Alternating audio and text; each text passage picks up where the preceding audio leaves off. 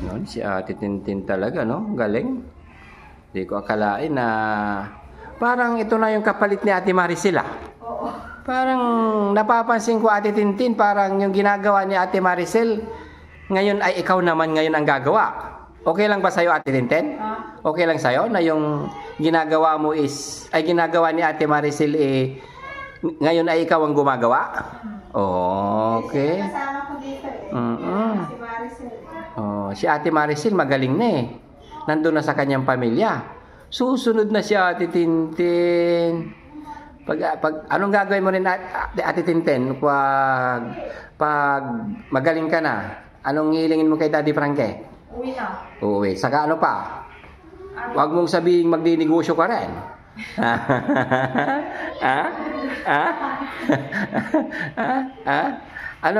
Anong plano mo pag magaling ka na?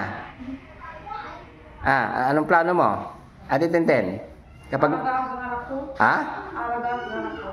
alagaan mo ang anak mo. Ano pa bukod doon? Magtatrabaho. Ang galing. Yan, napapansin. Anong napapansin mo kay Ate Tintin? Parang yung mga bagay na ganito ang galing, masarap sa pakiramdam. Oo, dahil ganito yung mga sagot niya. Kapag magaling na raw siya, alagaan niya yung anak, tapos maghahanap ng trabaho. Yung sarili mo. Oo. Mag-ano ka ng rekado natin? Dyan. Kuha ka doon ng plato. Ito. Lagayan mo ng sibuyas. Sibuyas, lagayan mo ng bawang. Galing. Sige, Ate Tintin, pagpatuloy mo lang yan, no? Para mabilis ma-recover. Tapos, gagraduate ka na rin. No? Okay. Parang kagaya ng kay Ate Maricel, no? Gumraduate na rin. Minsan, nagluluto siya ng mga pangmerienda. No?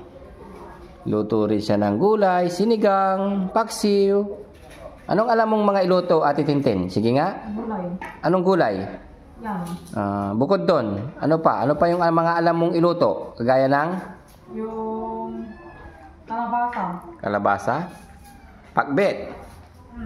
Bukod doon, ano pa? Alam mo magluto ng mga adobong baboy, adobong manok. Minsan niya, paglutuin mo nga siya ng adobong baboy, saka adobong manok. Para makita natin kung talagang may improvement. Ate Tintin? Di ba? Naalala mo, Ate Tintin? May tatanong ako sa'yo.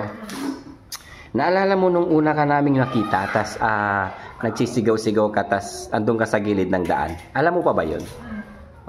Wag mo nang balikan yun, Ate Tintin, ha? Para maging okay ka na, ha? Ngayon, hindi ka na nagsisigaw-sigaw. Kasi hindi maganda yun, no? Ayan, good. Na okay na. Galing pati mag-ano ng sibuyas eh. Okay. Ang next mag-graduate ay si Ate Tintin. Ate Ten. Parang pakiramdam ko parang mabilis yung recovery. Basta inumin mo lang yung gamot mo din. Ibigay araw-araw. Para makapiling mo na yung mga pamilya mo, no? Happy ka ba, Ate Tintin, kapag nakasama mo na yung mga anak mo? Ate Tintin? Tintin! Iyan, galing magdikdik ni Ate Tintin ng bawang. Wow! Galing! Sige. Sa kabalatan. Ingat ka, baka masugat ka. Marunong mag-ano ng mga ano? Okay na, balatan mo na yan. Okay. Ihiwain mo rin yung kamatis, Ate Tintin. Ihiwain mo rin yung kamatis. Sige. Ayan, sibuyas, bawang. Ano yung una mong gagawin pag uuwi ka na? Magtatapos ako. Ano yung Graduate ka mo na. pag-graduate ka na, ibig ko sabihin pag uuwi ka na sa inyo, anong una mong gagawin pagdating mo doon sa inyo? Ano, maghanap trabaho? Maghahanap ka talaga ng trabaho. Bakit? Bakit ka maghahanap ng trabaho? Para may pangkain kapatid ko. Tas mga anak mo. Hmm. Ang galing, no? Yan. Naisip niya na yung mga ganito. Mga ganitong bagay na inaalala niya ang kanyang mga anak at mga kapatid. Hindi lang mga anak. Kumustahin mo? Ano naman? Anong masasabi mo kay tatay? Kumustahin mo si tatay? Mapapanood niya to. Ay, kumusta kila? Kumusta kila? Bukod doon, ano pa? Yung mga anak mo, kumustahin mo? Miss ko na kayo, ma'am. Miss na miss mo na sila. Ulitin mo nga yung sinabi mo. Kumustahin sila tatay at mga anak mo? Bilis. Kumusta na kayo? Sige, kumustahin mo lahat sila. Kumusta na kayo, tay? Miss ko na kayo. Galing. Mapanood to ng tatay mo, Ate Tintin. Kumustahin mo rin yung mga anak mo. Ano sasabihin mo sa mga anak mo? Okay lang po. Hindi, sila. Kumustahin mo sila. Kumusta na kayo mga anak? Anong pangalan? Yung mga pangalan ng anak mo? Elizabeth, Jenny. Yan, yan, Elizabeth. Sino pa? Sino pa? Mga anak mo. Ilan yung anak mo?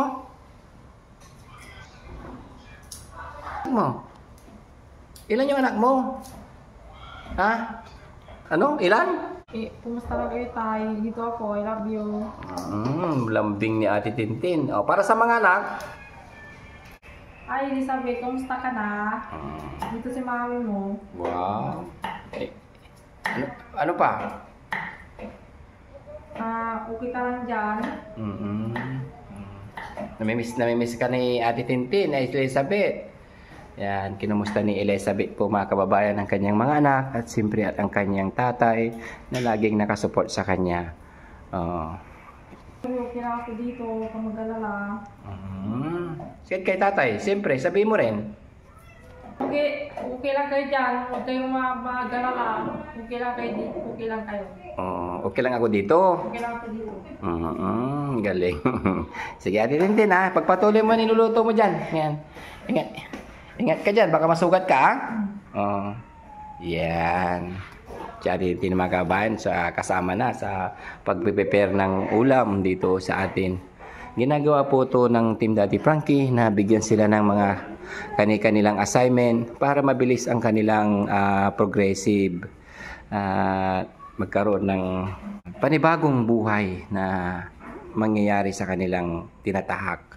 Yan, kung dati ay nag-iingay-ingay sa daan at nang gugulo ng mga dumadaan, ay ngayon ay hindi na nila magagawa uli dahil tinuturuan sila ng maayos na pagkilos at anumang gawain sa bahay at ipaalala sa kanila yung mga pagmamahal at pag-unawa sa lahat at ipaalala ang kanilang mga pamilya na mahal sila. So yun mga kabayan, magandang gabi po at Boss JB Vlog nagsasabing magandang gabi at maraming salamat sa inyong suporta. Thank you and bye-bye. God bless.